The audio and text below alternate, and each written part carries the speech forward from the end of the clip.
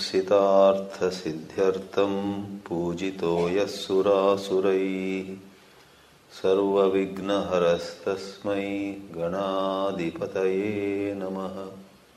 ॐ श्रीमहागणपतये नमः। सदाशिवसमारम्भां शङ्कराचार्यमध्यमाम् अस्मदाचार्यपर्यन्तां वन्दे गुरुपरम्पराम्।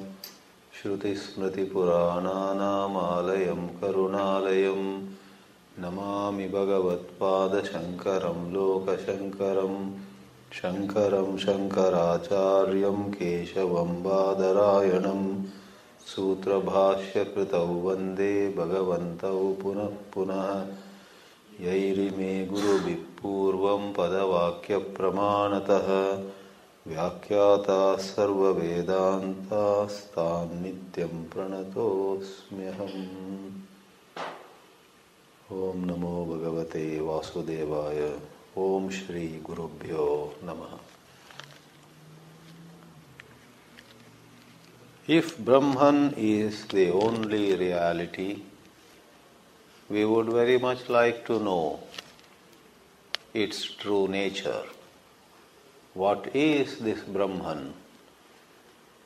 How do we appreciate, understand its form, if it has any form? In this direction, or in the direction of answering this question, there is this mantra from Taittiriya Upanishad, Brahmananda Valli, almost the beginning of it. Om Brahma Vidapnoti Param Tadeshabhyukta Satyam Jnanam Anantam Brahma. The word Brahma itself has its own very suggestive meaning.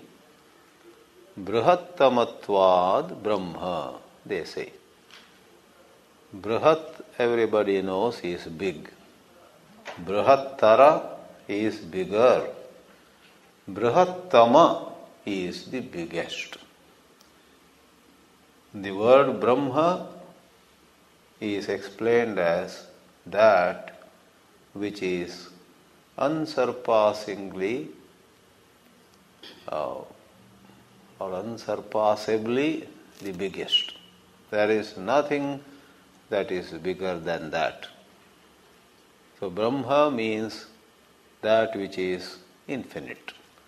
However, the three words which are called Visheshana, adjective, Satya, Jnana and Ananta, these three adjectives, these three Visheshanas provide enough material for us to exercise our thinking and get rid of numerous misconceptions or limited ideas, for generally our mind can think of things that are limited in space, in time. Once Vivekananda said to a group of people, probably in this United States, if I ask you to think of infinity, what would you do? Somebody may imagine a huge football court. Somebody may imagine several hundred acres. Somebody may imagine a vast sky. But everybody, no matter how much big they try to conceive in their mind, will be putting their own limits. Infinity cannot be visualized at all. In the story of Kupamanduka, the frog in a well that he shared with the audience in Chicago in 1893 in that Parliament of Religions. In the Kupamanduka story, the frog believed that big means as big as my well. and the frog had to be helped out from that limited thinking. Therefore, mighty scholars also, even as they stretch their intellect much farther than others, fall short of appreciating the true infinity. Here are these 3 pointers. On one hand, they are visheshanas, adjectives, but on the other, among adjectives also, they are a special category, and Adi Shankara uses the word, they are lakshanas. Among adjectives, like in the example of blue lotus, there is another lotus which is red. To distinguish this lotus from the red lotus, the word blue proceeds to define this lotus uniqueness.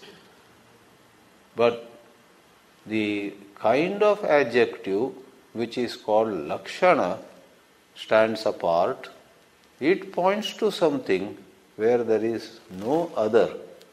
It points to something by highlighting certain uniqueness about what it points to.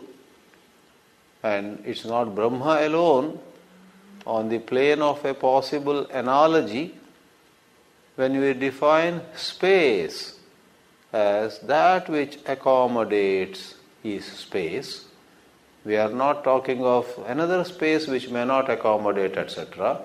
Space by nature accommodates. That's the example the Bhashyakara himself gives, avakasha pradatra akasham. Satyam jnanam anantam brahma, to begin with, can be taken as 3 adjectives, as the example can be given. Neelam mahat sugandhi utpalam. Utpalam means lotus. Neelam means blue lotus. Mahat means that big lotus which you see over there, big. And thirdly, it is sugandhi, that fragrant lotus.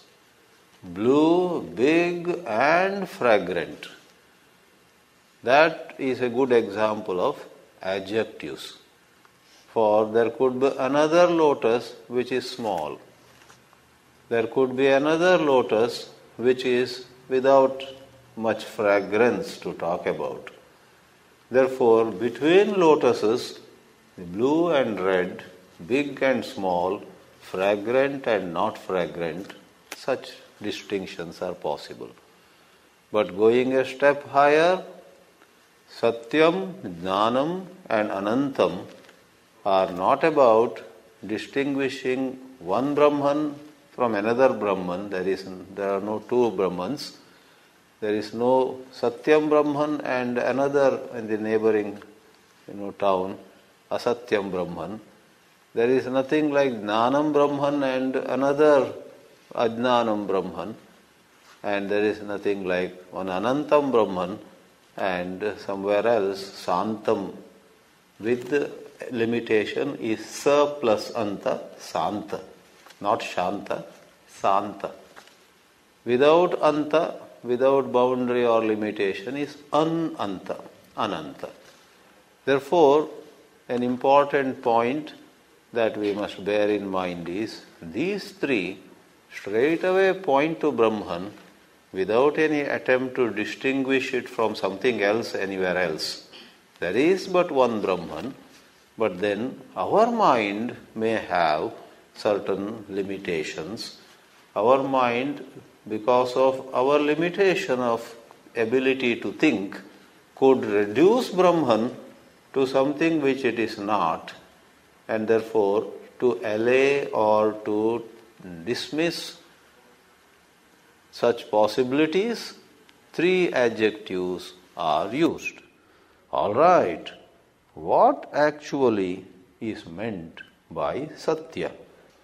What could be a elaboration of the adjective Satya? What do we call Satya? A technical definition is offered that the nature of which does not change is Satya.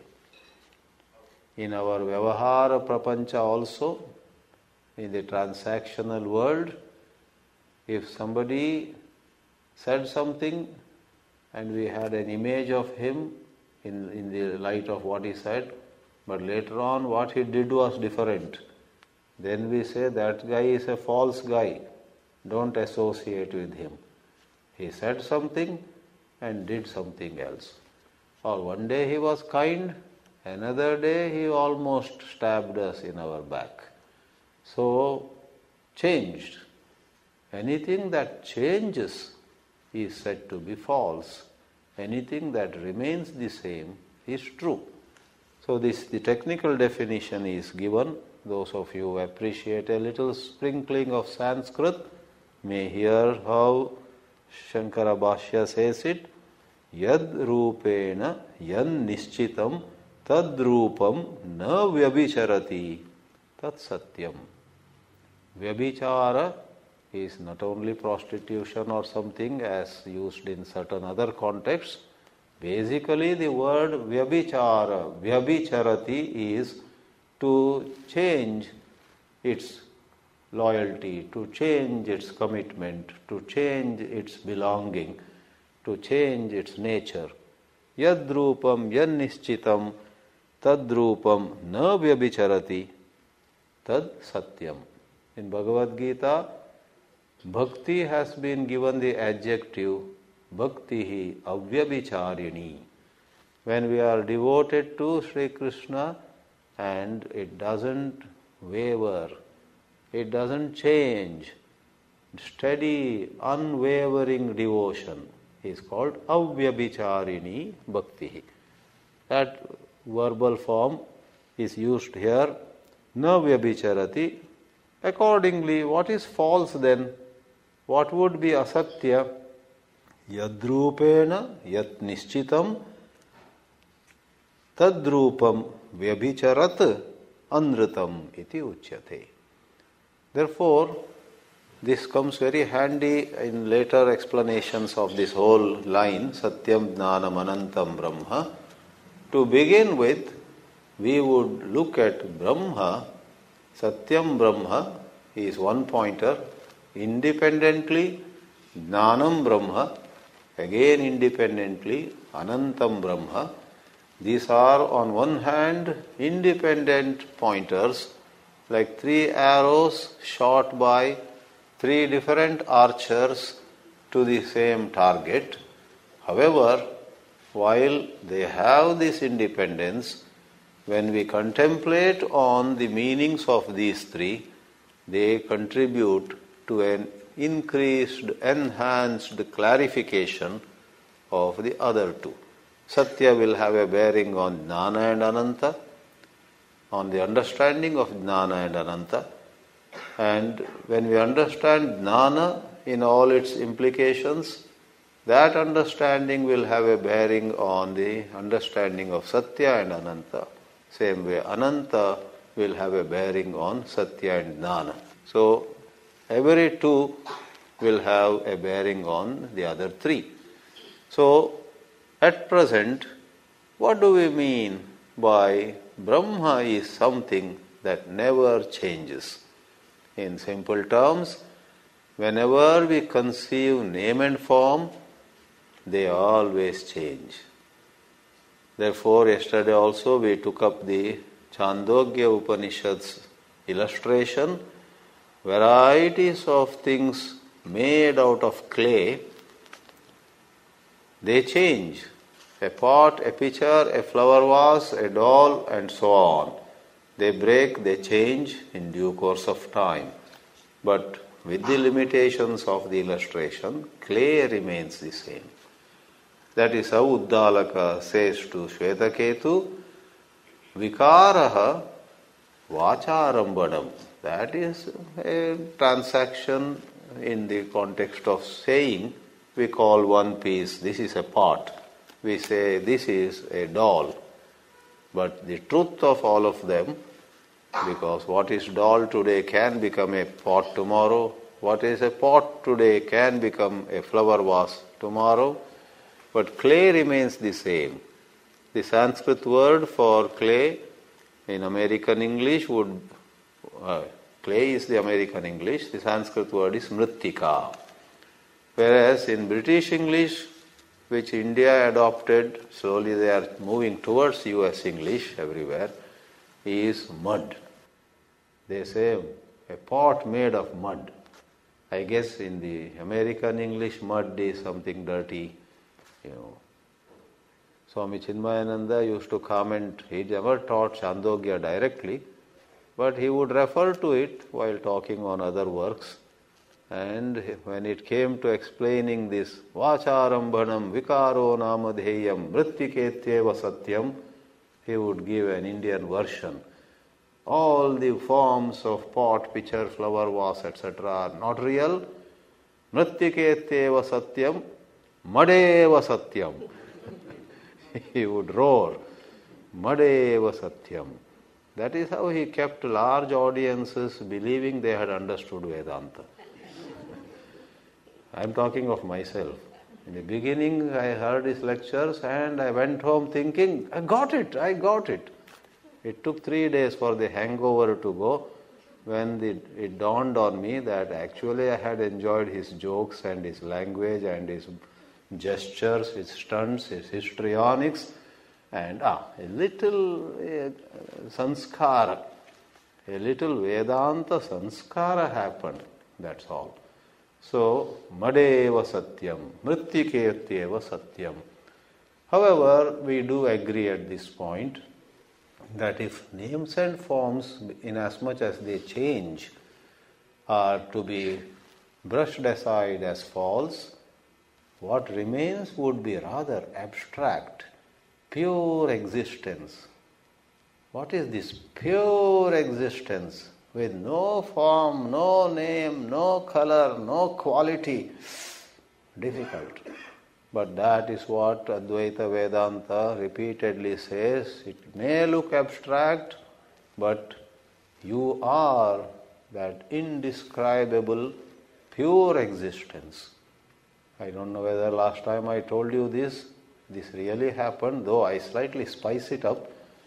In Bombay, 99, after spending 5 years in your area, I had gone back and taught another bunch of brahmacharis in Mumbai.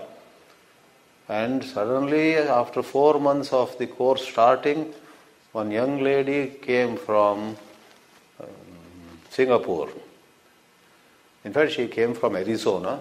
She was a Singapore lady, settled in Arizona, and much had happened in her life.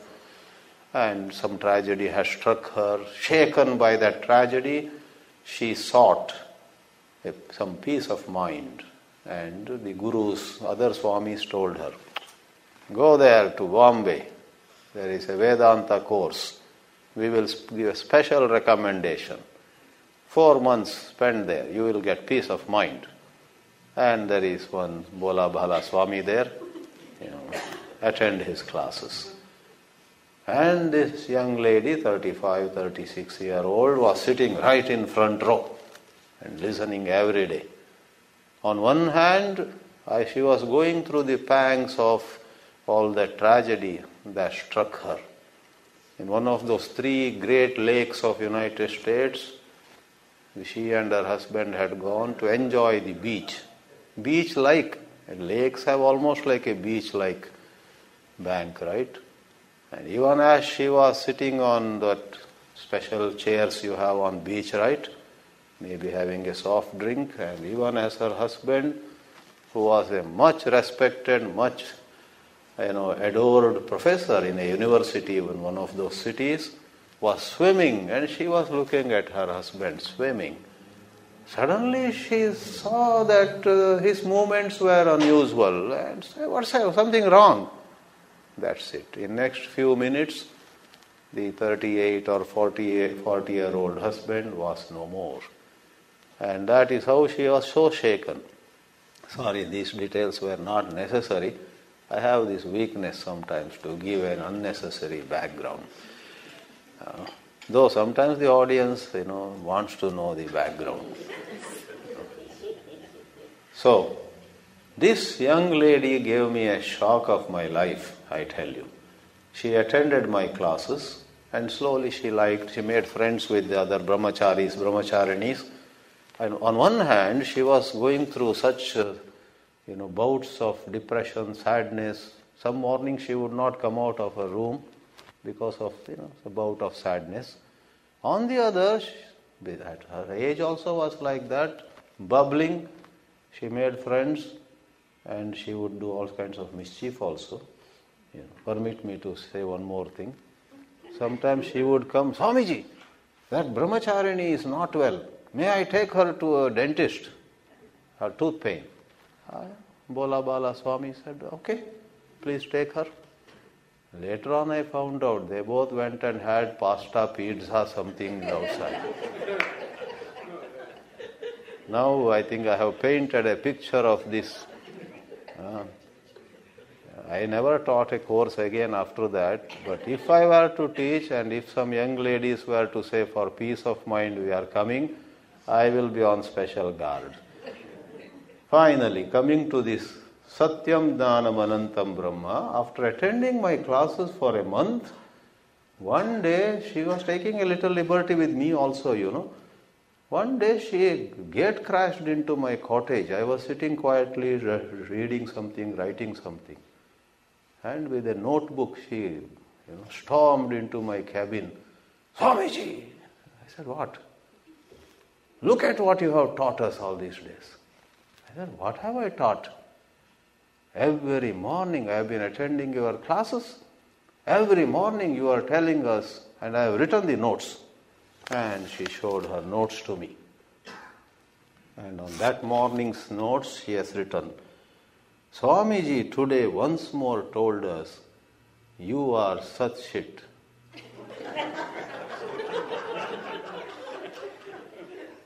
Every day you are saying, you are such shit, you are such shit. I said, dear, where did I say? I had said every morning, you are Satchit, Satchit, Satchit.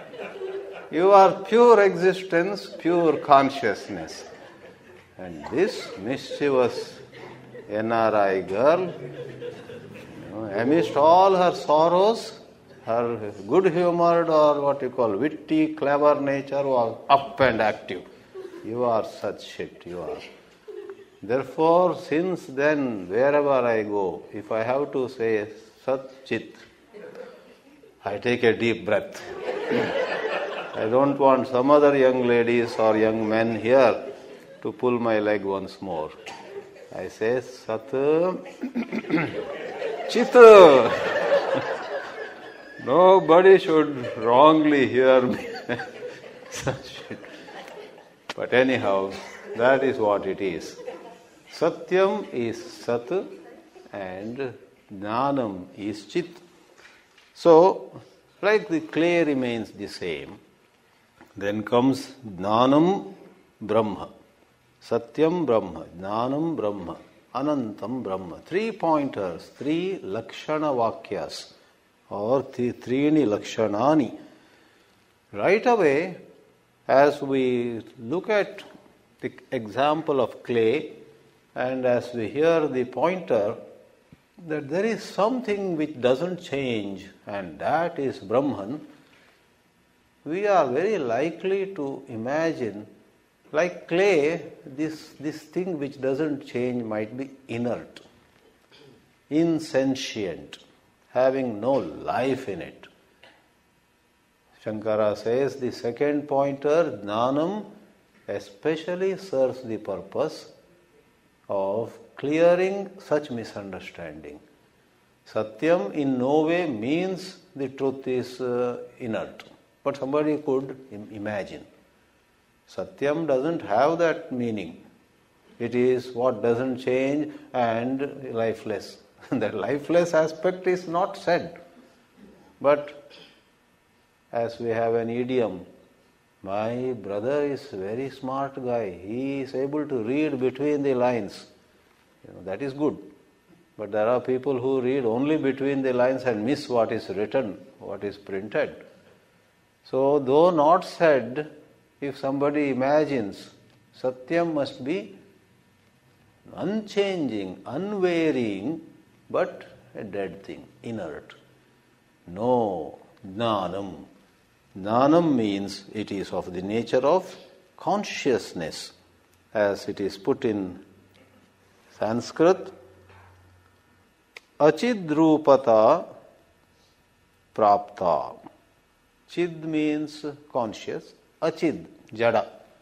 Somebody may imagine this reality being pointed to could be achit, jada. That is prapta. That could be the conclusion. To dismiss it, idam uchyate jnanam brahma iti. But the word jnanam also is not to be taken on its surface.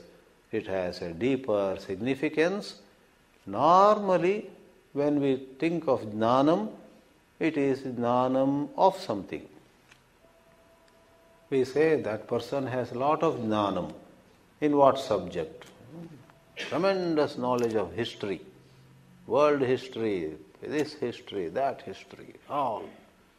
Some other place, knowledge of language, some other place, whatever. It is always off. And that is not meant by jnanam. In order to make it clear, first a better word is used. Jnanam here is jnapti. Jnapti is the very essence of knowing. One more synonym in Sanskrit itself, jnanam avabodha, the principle of knowing. All right, what does it mean?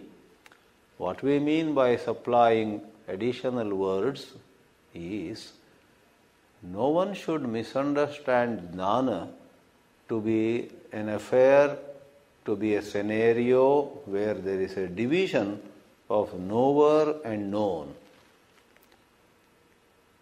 When we talk about somebody has knowledge of economics, then knowledge, then of economics. Economics is what is known, and this person has knowledge of it. So when knowledge becomes a kind of an agent, like when my hand becomes an agent holding a little plate. The plate is what is held and my hand is what holds it. Likewise, does jnanam appearing in this very important mantra, does jnanam mean jnana kartra, a kind of a process or an agent or a phenomenon where it has something as the known, the division. Let's put it as I said, a scenario where a division is permitted, division of knower and known. Shankara says, please, when you are contemplating on Brahman, and we ask you to eventually contemplate on your being included in that. The funny thing is, in the erroneous perception also you are included, you are part of that error. You are not apart from snake and rope both. That is a simple analogy to begin with. But in the actual understanding, appreciation of the adhyaropa, the domain of error, the very person wondering, what happened to me? Why am I limited? Why do I have birth and death? Why am I suffering? That entity which is wondering is part of the error. Behind that entity, the essence that you are has no birth at all. All right. Likewise, I said it's funny or amusing or maybe stimulating. The domain of no error also is undivided, and you are included in it. You are neither standing apart from the domain of error. As the ego, you are part of that domain. As the truth, you are part of Brahma, which is the supreme truth. Therefore, next time you get angry with somebody, you left me in the dark, You didn't make me a party to what was going on. I was left aloof. Sometimes we get angry, right? When we are not invited somewhere, when we are not included somewhere.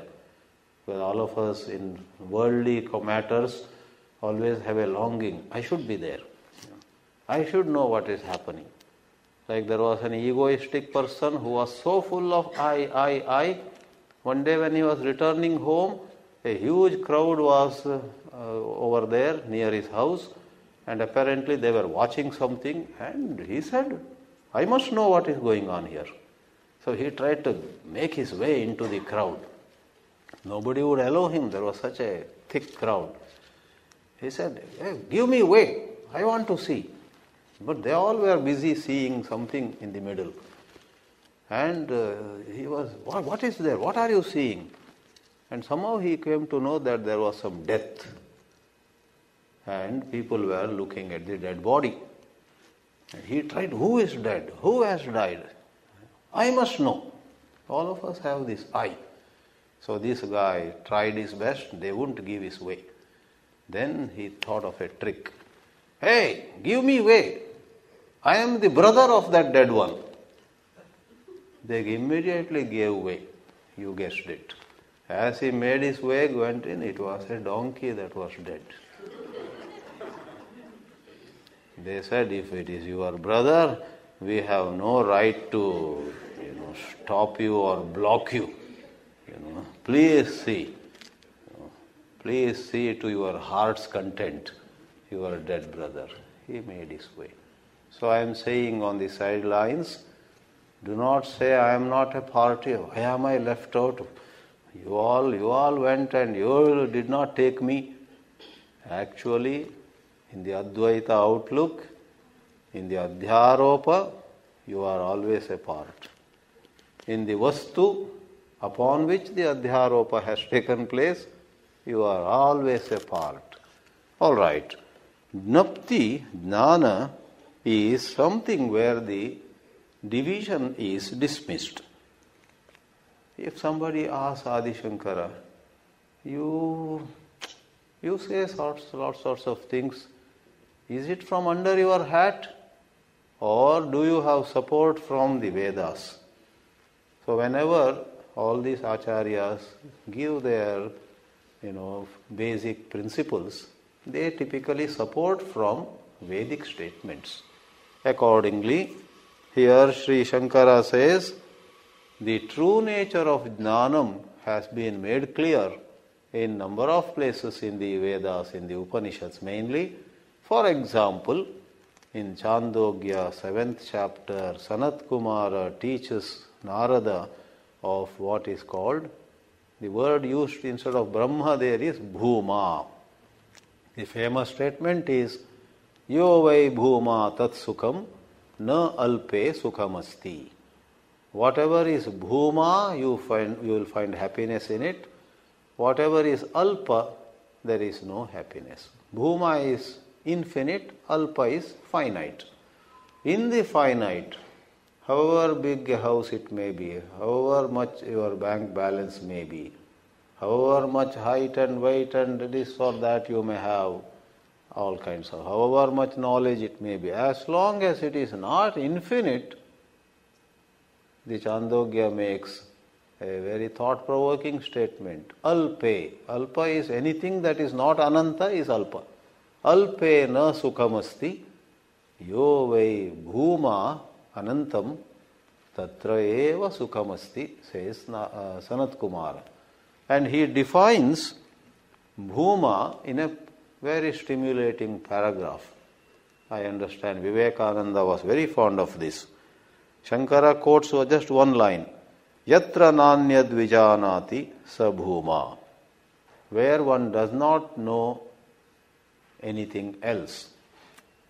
Yatra na anyad vijanati. And yatra anyad vijanati, if one were to know something other than oneself, right away it is alpam. Where one does not know, vijanati means knows. Where one does not know anything other than oneself, that is infinite. where one knows something other than oneself. Once the division came, I am the knower and here is the known, that is Alpa. And really the passage goes to a little more poetry. Yatra nanyat pashyati, nanyat shranoti, nanyat vijanati, sabhuma. Ata yatra anyat pashyati, anyat shranoti, anyat vijanati, tadalpam. Yo vai bhuma tadamritam, atha yadalpam tanmartyam. This is the mantra in the 7th chapter, 24th, almost end of that Narada Sanat Kumara Samvada. Therefore, Shankara supports his interpretation of jnana being not a divisive knowledge, but where there is no other. At first reading, you would think, where there is no other, then may be blank all around. It is not about that absence of an object around you, but it is the erasure of the division of knower and known. In fact, the Purva Pakshi, as you know, the imagined opponent, raises a question over here. The Chandogya mantra, which says one doesn't know oneself, perhaps implies one knows oneself. One doesn't know anyat na vijanati, swatmanam vijanati, atmanam vijanati. And the Siddhanti says, to say one knows oneself is not possible, because then are there two selves, the one who is the knower and then another one within oneself, that is the known. The pure self is without parts. We don't have, in the body level we have, my right hand can hold my left hand, or my hand can hold my nose. Two parts. The body is with parts. Savayava. Avayava means parts. But pure consciousness is niravayava. Nir plus avayava. Avayava is a limb. Therefore, niravayavatsya jneyajnatritva upapattihi na bhavati. And if you say, all right, you know yourself, and maybe there are some subtle parts or something like that, there is another problem. If you know yourself, you don't know anything else, that is bhuma, but you know yourself, then that one aspect of yours which knows, then another aspect which is known would lead to the situation that known aspect, you know yourself that you know will turn into inert. Because what is known is inert, what knows is conscious, is the general understanding. So that is also dismissed. But essentially, what we need to specially carry home is jnanam in this expression, satyam jnanam anantam brahma, is a certain essential principle of knowing, like the all-pervasive sunlight.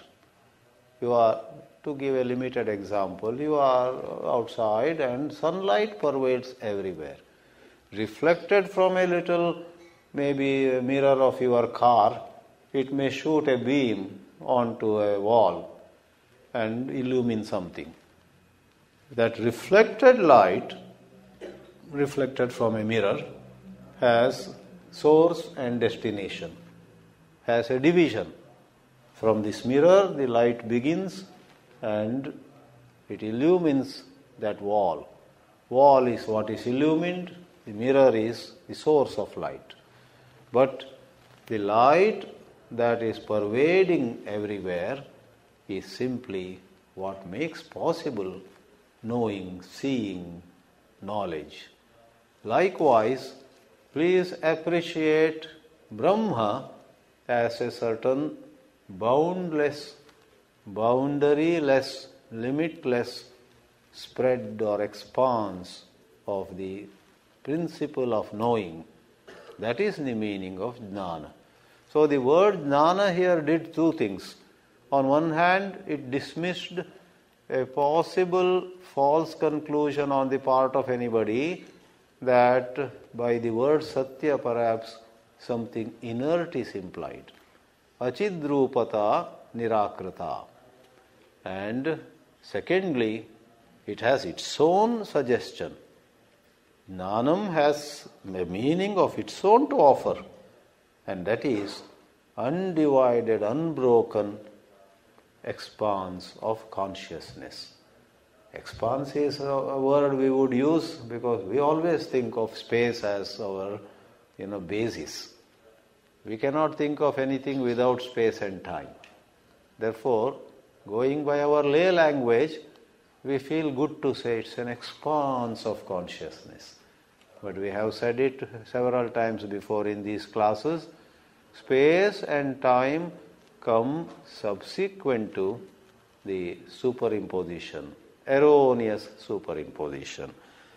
Here and there we revert to lay language only to get back to a clarification where those unintended limitations are dismissed. Now, all right, Sat, Chit, we are done. Where is the word? See how careful I am. Where is the need for any further explanation? No. What happens is, again and again, our mind is likely to jump to some limited conception. Though we talked of no divisions, one could imagine that an undivided principle of knowledge somewhere, maybe at some time, maybe in space and time, limited somewhere. There is no limitation to the satyatva and to jnanatva.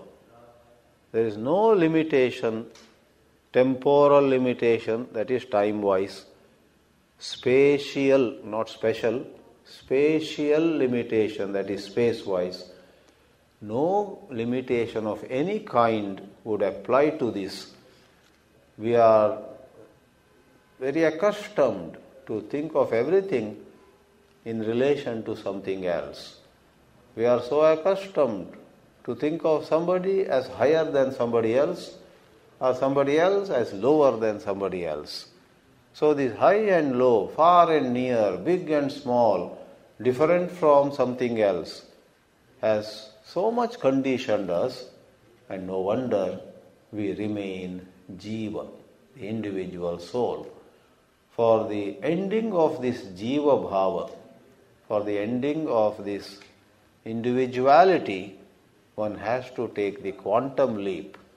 So though by and large we appreciate satya and jnana, it is good to say very emphatically, in explicit terms, in no uncertain terms, the Shruti wishes to say anantam. That means absolutely having no limitations.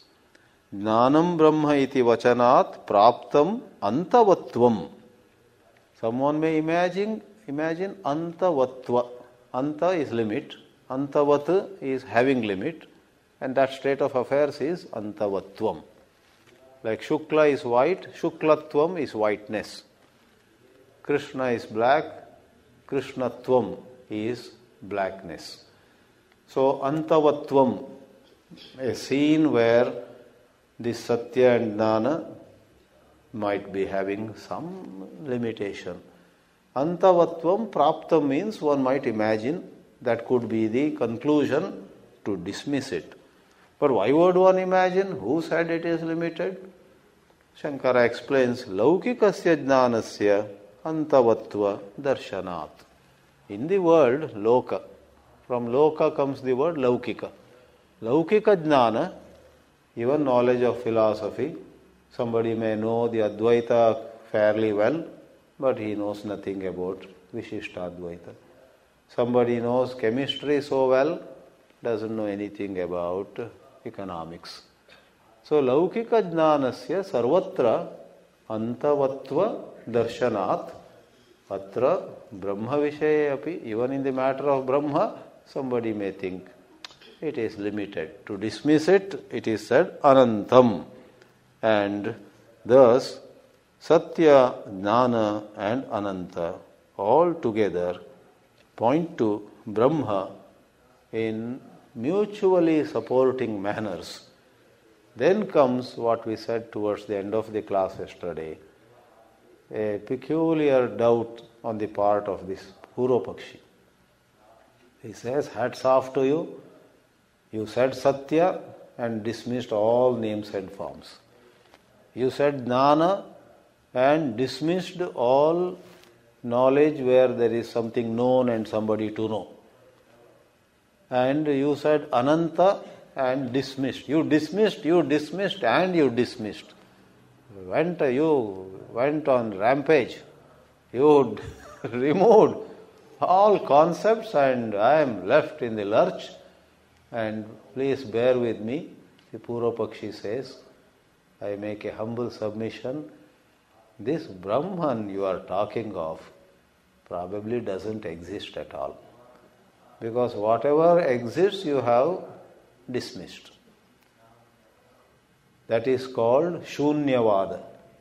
Probably this Brahma is Shunya, means void. Void means nothingness. And for that, the Purvapakshi, he also has muscles of logic and poetry, and he is not, he is not short of linguistic abilities. He comes out with a shloka itself. We chanted that shloka yesterday. Mrugat Rashnam Vasisnatah Kapushpakata Krita Shekaraha Yesha Vandya Suto Yati Shashashranga Dhanurdharaha. A humorous shloka. There is a shloka which says, look here, Yesha Vandya Suto Jati. Yeta Vandya Suto Yati. Here goes the son of a barren woman. There is no barren woman's son. Barren woman, Vandya, by definition, is one who did not or cannot or does not have children. Barren woman's son, not possible. Esha Yati Vandya Sutaha. And Mrugatrishna Ambasi Snataha. He has just now taken bath in the water of the mirage. Another impossibility. And Kapushpa, Ka is Akasha. Akasha Pushpa Shekaraha. He is having one or two flowers, that grow in the sky. In the sky, no flowers grow. And as though these three are not enough, Shashashranga Dhanurdharaha. He is sporting a bow, Dhanuhu, which is made of horns of a rabbit. A rabbit has no horns. So your dismissal, oh Siddhanti, hats off to you, but you have dismissed everything. What's that idiom in English? Along with the bath water, you seem to have thrown away the baby also. Nothing left here. This is a gone case. Siddhanti says, no. When your mind does not have the required subtlety, it may seem to you that nothing is left. A void is left behind. The Siddhanti says, no. In many of these Bhashya portions, when the Purvapakshi objects, a word is used, Nanu. Nanu means I have an objection. It is just like an exclamation. Oh, when we say oh, as such has no meaning. But generally, when we express some surprise, like that. Nanu is actually a meaningless word, but it is used in the context of objection. Swami Chinmayananda used to say, you know what is this Nanu? No, no. No, says the objector, the Purvapakshi. It cannot be so. And the Siddhanti says, no. What you say cannot be true. The answer here is na lakshanarthatvat visheshanatvepi satyadinam lakshanartha pradhanyam iti avochama. These are pointers, and please trust the Vedas. Vedas do not provide you pointers and take you on a roller coaster of logic and other exercises, finally to bring you to a void. What are you talking? This would be insult to Vedas. Vedas would not like to waste your time. And he says, Shunyehi lakshye, if what is lakshita, what is lakshya, what is pointed to. What is pointed to, suppose, was a void ultimately at the end of it all, then anarthakam lakshana vachanam. This statement then would have been utterly purposeless. Utterly purposeless. Which is such a disappointment. Don't impute to Vedas such purposeless exercises. Vedas are sarvajna. It is come from God. Vedas are said to be, Brahadaranyaka has a mantra, Yasya nishvasitam hi Vedaha. The Vedas are the breath of God. And don't say God's breath sometimes is useless. God's work is never useless. Long ago somewhere, I think on a plane also, I saw some little bit of a movie. Shabana Azmi is the actor there. She grew up in a small town, then settled in Bombay and married. 40 years have passed. Like some of you have moved to another country and decades have passed. So the lady there, and after many, many years, they go on a tour, bus by bus. And that itinerary of that tour, holidaying, by chance, goes to that town where she had grown up. And when she learns in the bus itself, she says excitedly to her husband, "Oh, it's going to have a 1 hour stop at the small town where I grew up. Oh dear, I will show you the house where I grew up." And the husband also is very excited. And then that movie shows very touchingly. There's only 1 hour. The bus people say, 1 hour, you do whatever you want, then come back. If you don't come back, the bus will go. That's how they frighten you in these arranged tours sometimes. So the lady takes this, come. She practically drags him and goes to some locality of that small town and wants to show her everything is gone. This time, as I have come here, several places, people have been saying, "Oh, this is pulled down, that is pulled down. Here there was this, there some new apartment complexes, something new comes up." And that little episode was very touching. It has remained in my memory for all these years. She finally says, "Oh dear, sorry, I can't recognize at all where my little house was, where there was a well and where there was a little small temple. I don't recognize, completely changed." And they return with long face. The husband, of course, consoles, "It's all right, you tried, it's all right." She would not even be sure whether that is the part of the town where she grew up. Completely, acres and acres changed beyond recognition. So would Satyam Jnanam Anantam Brahma, an exercise by the Vedas where finally you end up at void? The Siddhanti says only those who underrate Vedas would say like this. Shunyehi lakshye anarthakam lakshana vachanam ataha lakshanartatvat manyamahe na shunyartata iti. There cannot be, it's simply not possible. And he makes a few more comments.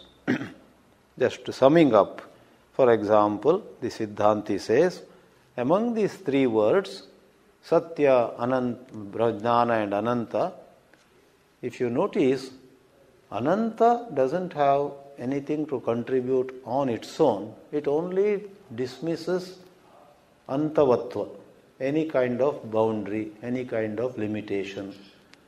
Deshataha, Kalataha, and then they say a third one, Vastutaha. This is this object and this cannot be that object. A table cannot be a carpet cannot be a hill is not a river. So, the moment you say this is a hill, and suppose your child says, hill, is it a river? Then a hill is not a river. River is not a hill, my dear. A young child you are, let's say, you are exposing, familiarizing a young child with things of the world. Don't you say sometimes, in philosophy, moment you say this is a hill and it is not a river, we say a boundary comes about. The hill ends here and the river begins there. So, when there are two objects, the moment there is a second object, the first object is said to have a limitation. If there were no second object at all, the first object, there being no second object, is Ananta. So therefore this third expression has come. Deshataha, limitation, Kalataha, limitation, and Vastutaha, limitation. And these three kinds of limitations, boundaries, are dismissed. Otherwise, Ananta doesn't have anything to contribute of its own. It just dismisses. Not that. Everything is dismissed.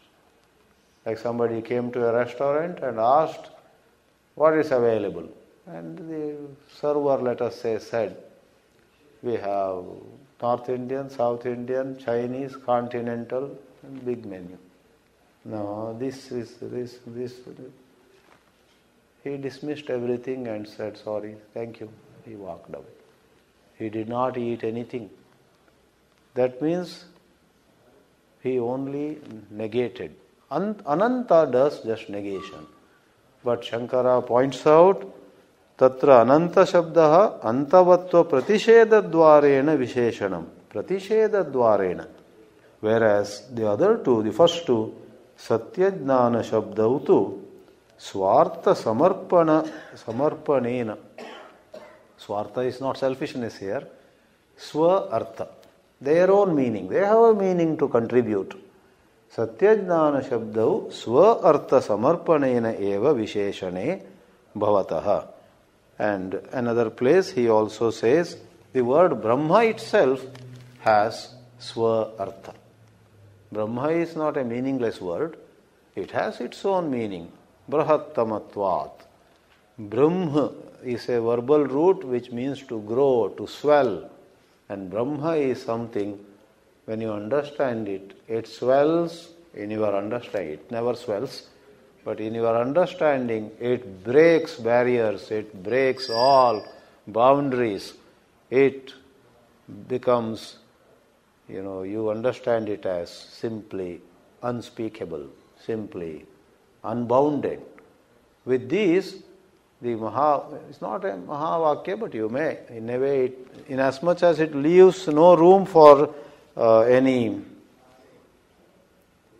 anything second, and therefore it doesn't leave room for you too.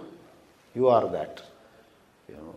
If it were to mean there is some Brahma which is infinite, and therefore, finally, that infinite Brahma is, and I am here trying to understand it. No, you also are included in that exclusion. That exclusion excludes you. You have no room to stand. Therefore, in that sense you may call it Mahavakya. Because a Mahavakya is what points out to you in the Advaita Sampradaya tradition. A Mahavakya is a statement that points out to you the oneness of Brahma and Jiva upon a re-examination. To begin with, nobody would figure out. In another place, let me say that and pause for today's class. Let me read that Sanskrit line also for you. A very interesting comment is made, a very, what shall I say, stimulating comment. It is said that something interesting about this whole sadhana of appreciating Shankara's teachings is, there is one without a second, Advitiyam Brahma, and the Adhyaropa that Shastra supplies to you, there is one Adhyaropa which is, more often it is called Adhyasa. There is an erroneous perception, that is starting point. Don't ask how you arrived there, why you arrived there. Those questions are not admissible for reasons which you have explained. So, Shastra supplies various concepts to you. Engage with these concepts. Engage, put your teeth to these challenges, says the Shastra. So, talking of that Adhyaropa, it is said, let me read the English that someone wrote nicely. While Atman is actually one without a second, a twofold distinction is foisted upon him by avidya. A twofold distinction is foisted, means imposed, upon the one without a second. And what are they? The Shastra says, look here, you are the knower, and by doing Shravana, Manana, Nididhyasana, you must know that Supreme Brahman. Yajnavalkya says to Maitreyi, right, in that famous line, he is, mighty delighted when Maitreyi, rather than just taking the huge portion of property given to her and saying, all right, go your way, good luck to you. She questions him, hold on. The younger wife, Katyayani, also is a bit sad. In the story of Brahadaranyaka, Yajnavalkya, who had acquired a lot of property, very interesting. On one hand, he is a Jnana Murti, Jnana Vairagya, everything he had. And he had most divine sanskaras. He goes to court of King Janaka and defeats all other scholars of the time. He had Brahma Varchas already over him. His face was shining with Brahmic radiance, etc., etc. But very interestingly, in a thought-provoking way, when Janaka had announced some huge prize, whoever wins the debate will get 1,000 cows, each cow with the gold little coins placed upon her horns. So each cow has a lot of gold on her head. So these 1,000 cows, they were kept there, tempting everybody. And Janaka calls that, and Yajnavalkya goes, and then Janaka or Janaka's minister announces, okay, who here claims to be a Brahmajnani? Whoever says, I am a Brahmajnani, these cows will go to him. Many people wanted to say, but they were looking left and right. We may be challenged. There may be even dog fight here. Then Yajnavalkya giving a shock to everybody. It's a very witty, and I am yet to fully understand the story, but it's very funny. In the Brihadaranyaka Upanishad itself, it is narrated. Yajnavalkya steps forward and says, I would like to take these cows. He doesn't say, I am a Brahmajnani. I would like to take these cows. All the other scholars there are angry. And then he says to his students, all right, boys, take these cows with you. And they are about to take.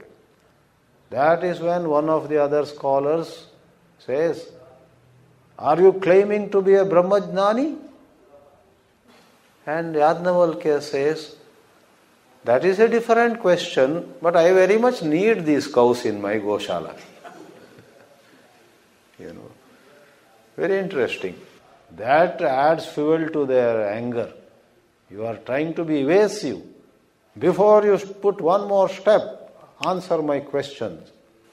One by one. Towards the end, even a young lady, Gargi Vachaknavi, her father's name was Vachaknu. So, Gargi also asked 2 questions.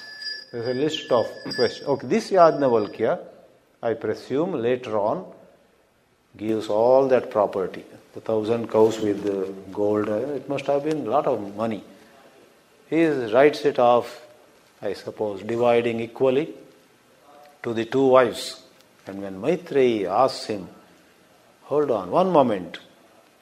You are walking away, you are giving us all this wealth. Will this wealth which you are giving to us, will it give to me true peace? And he is so delighted. Very lovingly he says to her, come, sit here. Agaccha, aswa, there's some word there. Please sit near me. And first compliments her by asking this question to me. You have delighted me.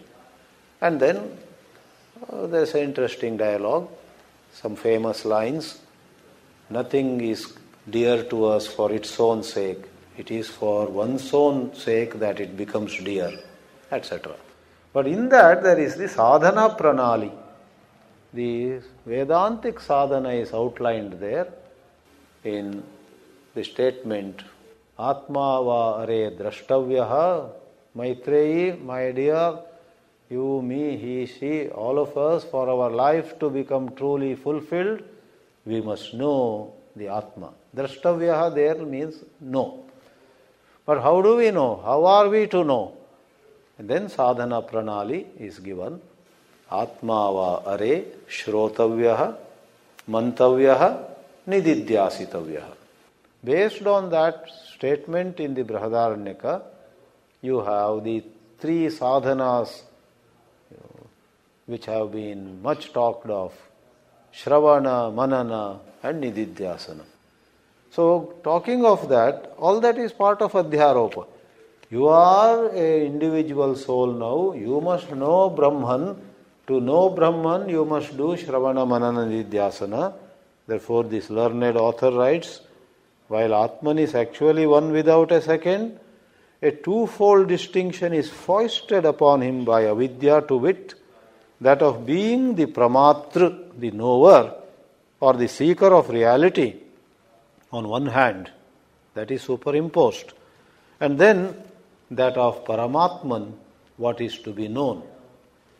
You are the knower, and then there is the Paramatman, the Supreme Self, free from all samsaric defilements, to be sought out by that aspirant on the other. And there is a traditional saying to this effect, that's the Sanskrit I thought I would sprinkle. Anveshtavya atma vijnanat prak pramatritvam atmanaha anvishtaha syat pramata eva papma dosha adi varjitaha. To begin with, I am the knower, Brahma is to be known. And to know Brahma, I listen to Satyam Jnanam Anantam Brahma and such statements, contemplate upon it, and the Shastra encourages me, go, get going. So it encourages me to play this role of a Pramatra. It even tells how the Pramatra should be. Shamadama you should have and all that. So that is what is called Shastra-sponsored concepts. We ourselves have various concepts. In our ignorance, we have our baggage. But Shastra gives a little more baggage. Carry this also. Finally, this and that, all of them will together go. Therefore, Atma Vijnanat Prak, before this realization, Pramatritvam, one is a knower and one gathers momentum. But Anvishtaha Syat, suppose the search takes place properly and the search ends successfully, that is where the beauty comes. The very person or that entity and whatever you want to call it, or call him, call her, that Pramata himself or herself becomes what he was seeking. Pramata himself becomes papma dosha adi varjita. I believe this Shankara quotes in Sutra Bhashya, Brahma Sutra Bhashya. Before the realization of Atman to be sought out, Atman is a Pramatra knower. When he is sought out, the Pramatra himself would become the one supreme self, free from all evils of good and bad and the like. Quoted by Shankara, says the author of this little book. So as we saw, some places in Bhashyas, Shankara doesn't say, he quotes. All the Acharyas do that. I think Vaishnavas and Sri Vaishnavas quote quite a bit, I suppose, from texts like Bhagavata and so on. They are also held in the highest esteem. In the Advaita tradition, once in a while it is done, quoted from Puranas and Smritis and Shaiva Granthas, Vaishnava Granthas. But mostly it is the Vedas themselves. So it is a quotation. I wish to say that contemplating upon Satyam Jnanam Anantam Brahma, we are the seekers, we are the investigators, we are the people on search. We are McKenna on hunt for gold. Wasn't there a McKenna's gold, right, long back? Or I guess the 49ers also, that was it, a bunch in the 49s? Some people, huh? 1849. Thank you. In 1849, a bunch of people came to California, looked for gold, and they got gold. So, 1849. Today, of course, name of a team. So, we are the ones searching for this gold, Brahma. But the uniqueness of this is, when you find Brahma, there is nobody to celebrate for you yourself are Brahma. Therefore, someone said wittily, the who am I inquiry is a process, a game, a contest, an expedition, let's call it, where the trophy is necessarily awarded posthumously. Very unique expedition. The trophy is awarded always posthumously.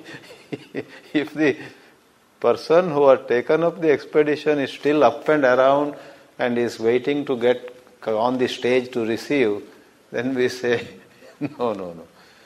The person is no more available. The salt doll trying to gauge the depth of the ocean, by the time it intensely appreciates, how deep the ocean is, it doesn't remain to go back and report to somebody. But all these analogies have their limitations. We need to take them in the context and then we are done with it. So let me pause here. Om.